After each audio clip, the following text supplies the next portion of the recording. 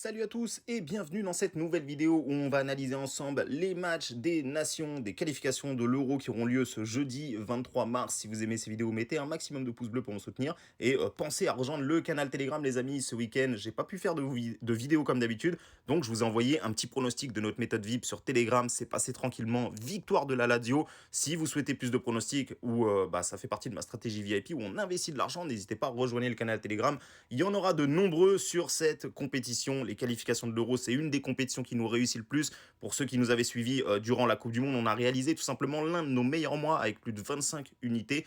Donc j'espère que les nations vont encore une fois nous réussir. Donc les qualifications de l'Euro, ça va commencer ce jeudi soir. Alors je vais analyser tous les matchs avec vous. Maintenant, vous le savez les amis, nous on parie que un ou deux matchs grand maximum.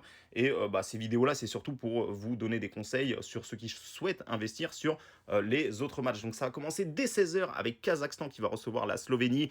Je me méfie de cette équipe du Kazakhstan qui, attention, à domicile est quand même sur 4 victoires sur les 5 derniers matchs à domicile. La Slovénie de l'autre côté, il y a quand même plus de talent, hein, il y a quand même plus de meilleurs joueurs pour ceux qui connaissent. D'ailleurs, il y a le gardien Jan Oblak de l'Atlético Madrid et la Slovénie est quand même sur une belle série sympathique, hein. Ça fait quand même plus de 6 matchs sans défaite pour les Slovènes qui ont quand même gagné contre le Monténégro, qui ont été chercher une victoire en Roumanie, qui ont tenu en échec la Suède. Donc attention, la Slovénie est quand même un adversaire à prendre très au sérieux dans ce groupe où clairement je pense que le Danemark devrait finir premier et pour la deuxième place ça devrait se jouer je pense entre la Finlande, l'Irlande du Nord et la Slovénie. Donc la Slovénie a quand même intérêt à pas trop perdre de points dès le début. Néanmoins au Kazakhstan c'est compliqué, pour ceux qui s'en souviennent la France a déjà joué là-bas et avait quand même eu du mal à repartir de là-bas avec la victoire.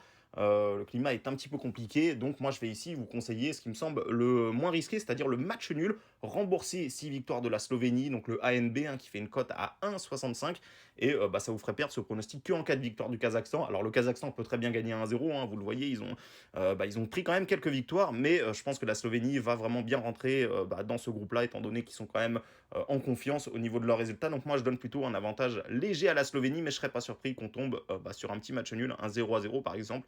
Ces deux équipes qui ont quand même, mine de rien, des difficultés au niveau offensif. Deuxième match, maintenant, ça va être Bosnie contre Islande. Alors, une équipe d'Islande qui est très décevante à l'extérieur. Si vous regardez un petit peu les résultats, ils perdent quand même assez souvent. Ils gagnent surtout très rarement. Et lorsqu'ils gagnent, c'est quand même contre des équipes assez faibles, hein. On voit des victoires du côté des îles Féroé, du côté du Liechtenstein.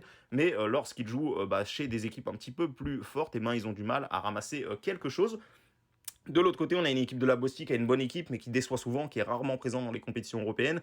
Et cette fois, il va falloir quand même qu'ils se bougent un petit peu s'ils veulent faire quelque chose, étant donné qu'ils sont dans un groupe quand même assez compliqué, je trouve.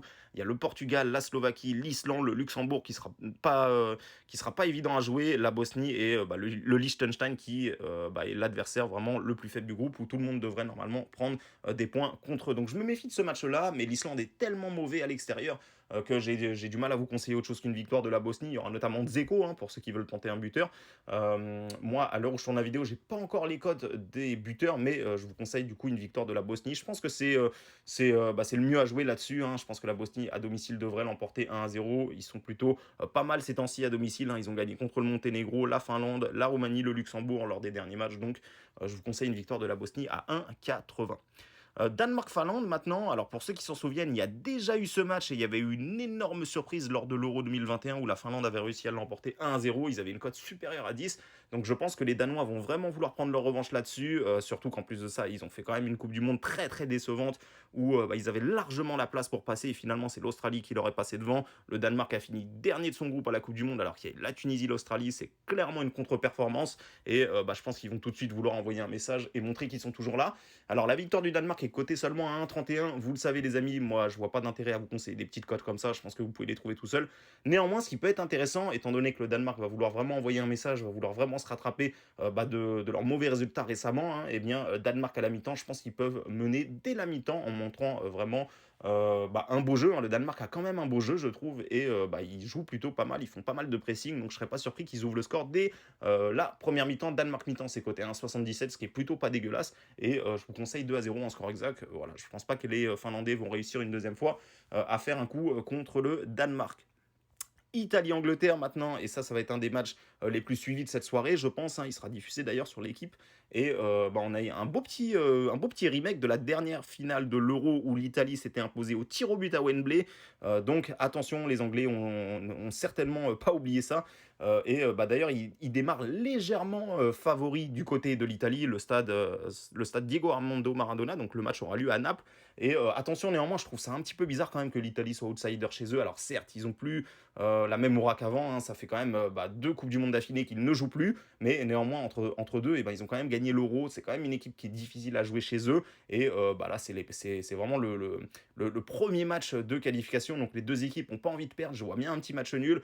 Pourquoi pas un but partout comme lors de la finale de l'Euro. Et pourquoi pas sinon aller chercher le match nul, rembourser si victoire de l'Italie qui est quand même à domicile, qui sera quand même soutenu par tout le stade de Naples. C'est quand même une grosse ambiance là-bas.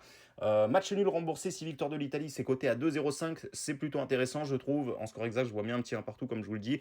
Et du coup, on va passer aux autres matchs. On aura la Macédoine du Nord contre Malte. Alors là, je me méfie de cette équipe maltaise parce qu'elle est quand même en pleine progression. Elle fait quand même des beaux résultats et elle perd rarement. Elle se prend rarement des raclés. Voilà, c'est ça qui est important à souligner. Donc je vous déconseille d'aller chercher du Macédoine handicap là-dessus. La Macédoine qui est d'ailleurs un petit peu en crise au niveau des résultats, hein. Ils ont perdu 4 des 5 derniers matchs. Donc attention, la Macédoine avait eu un petit coup pas mal lors des éliminations.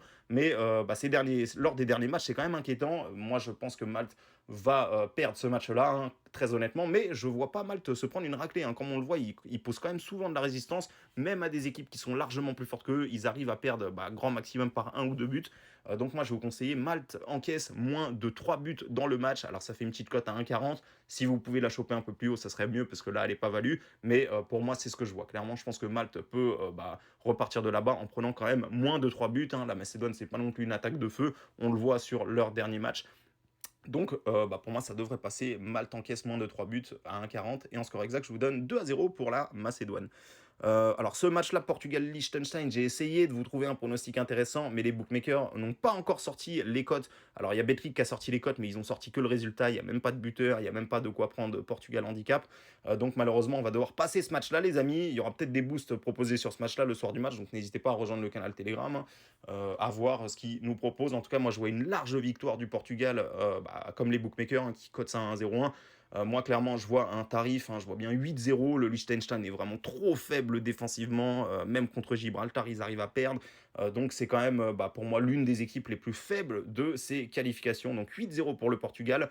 N'hésitez pas à rejoindre le Telegram, hein, il y aura sûrement des pronostics à jouer là-dessus lorsque les bookmakers auront envoyé tous leurs pronostics. Moi, pour ma part, j'ai pour l'instant que les codes du résultat. Donc, il n'y a rien à aller chercher clairement. Donc, Portugal gagnant et 8-0 pour le Portugal. Saint-Marin contre Irlande du Nord. Alors là, on a une équipe aussi très très faible, hein. Saint-Marin, c'est vraiment très très très très faible. De l'autre côté, l'Irlande du Nord, c'est quand même une équipe correcte. C'est pas une équipe forte, mais c'est une équipe quand même largement plus forte que Saint-Marin. D'ailleurs, quand on regarde les 4 dernières confrontations, c'est toujours minimum 3 buts d'écart pour l'Irlande du Nord. Donc encore une fois, moi je vois l'Irlande du Nord s'imposer largement ici. Ils sont dans un groupe, ils sont dans le groupe du Danemark, de la Slovénie, du Kazakhstan et de la Finlande. Donc pourquoi pas? L'Irlande du Nord peut très bien aller chercher les 2 premières places, hein. C'est totalement envisageable. Mais pour ça, il va falloir marquer un max de buts contre Saint-Marin. Ça risque de jouer là-dessus. Donc la cote de Irlande du Nord est à 1,04. Donc clairement, ça ne sert à rien de jouer ça, hein. Ne le mettez même pas dans un combiné. Franchement, ça vous fait rien gagner du tout. Ce qui peut être intéressant, c'est que je vous ai trouvé une cote supérieure à 2 pour ce match-là. C'est plus de 1,5 buts à la mi-temps. Je pense que Saint-Marin, clairement, ils peuvent prendre plus de buts en première mi-temps, hein. L'Irlande du Nord, voilà, ils vont vouloir prendre tout de suite le match et se mettre tout de suite à l'abri.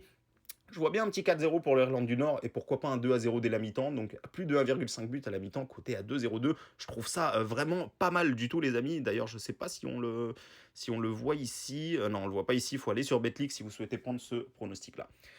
Et le dernier match maintenant, Slovaquie contre Luxembourg. Je me méfie de cette équipe du Luxembourg qui a quand même pas mal de bons joueurs, qui est souvent, qui est peu joué par les pronostiqueurs. Et malgré tout, ils vont chercher des très très bons résultats surprenants. Ils arrivent à faire de belles surprises. Donc c'est vraiment une belle équipe à surprise, le Luxembourg. Notamment ici, un beau match nul contre la Hongrie à domicile. Donc c'est une équipe du Luxembourg qui, en plus de ça, mine de rien, arrive à bien défendre, hein, comme ici on le voit, ils n'ont pas pris de but contre la Bulgarie, mais arrivent également à planter du but là où personne ne les attend, comme le 3 buts partout contre la Turquie, qui était totalement hallucinant.